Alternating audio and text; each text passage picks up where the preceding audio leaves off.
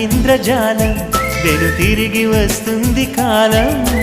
రేపుగా మన పాపగా పుడుతుంది సరికొత్తగా నీవు నాకు తోడుగా నేను నీకు నీడగా